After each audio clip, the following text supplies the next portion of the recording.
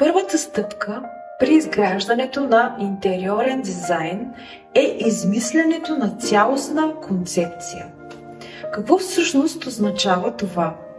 Това е идеята, която обединява пространствата. Всяко помещение в дома има различна функция и за да не се получава хаос, е добре да има обединяващ елемент. Обикновено това е стилът. Добре е да се придържаме към един и същи стил от началото до края. Мой любим трик за постигане на хармония между пространствата са повтарящите се елементи. Нещо декоративно, цвят или форма са абсолютно достатъчни, за да пренесем усещането от предходното помещение във всяко следващо. По този начин запазваме характера на всяка стая, но все пак я чувстваме като част от цялото. Ще дам пример с един апартамент, който наскоро завършихме, и там цялостната идея беше с усещане за българското.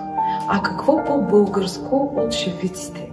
Тези символи пълни с дълбок смисъл.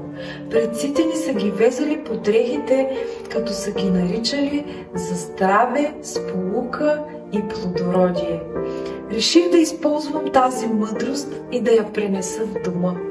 Избрах един от най-познатите символи – елбетица, олицетворение на хармонията. Какъв по-подходящ символ от този за дома?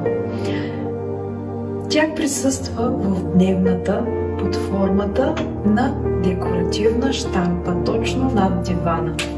В санитарното помещение изработихме огледало по формата на елбетица, а в коридора изработихме закачалки, ново под формата на елбетица, за да се усеща атмосферата още с влизането.